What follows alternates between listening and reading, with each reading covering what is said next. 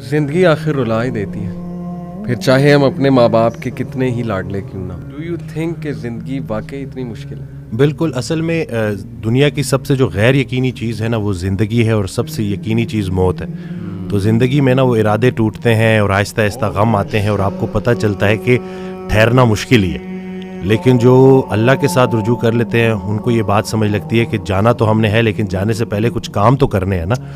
تو وہ جو کام میں مصروف عمل، ابھی ہم بات کر رہے تھے کہ جو اللہ کے کام کر رہا ہے، جو مصروف ہے، تو پھر وہ ان چیزوں کو اپنے اوپر، اس غم کو اپنے اوپر حاوی نہیں ہونے دیتا.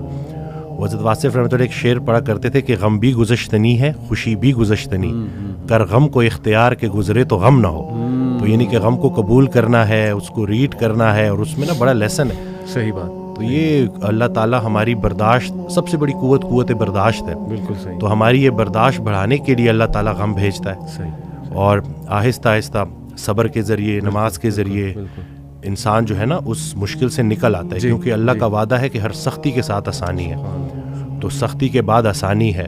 اور اکثر لوگ جو نا امید ہو جاتے ہیں نا، تو اللہ کی رحمت سے نا امید ہونا اصل میں اپنے مستقبل سے نا امید ہونا ہے. ایک آڈیو میں وہ بیان کر رہے تھے حضرت، تو انہوں نے کہا کہ پورا سرنڈر کرنا ہے. تو جواب آیا کہ حضرت اتنی کمزور صلاحیتوں کے ساتھ پورا سرنڈر کیسے کرو؟ تو انہوں نے کہا کہ تم پورا سرنڈر کرو، تمہاری صلاحیتیں بھی پوری ہو جائیں گی. سبحان اللہ. تو یہ ہے کہ جب آپ پورا سرنڈر کرتے ہو نا، یہ جو اپنی کارسازی نکالو گے تو کارساز کی کارسازی سمجھ آئے گی نا.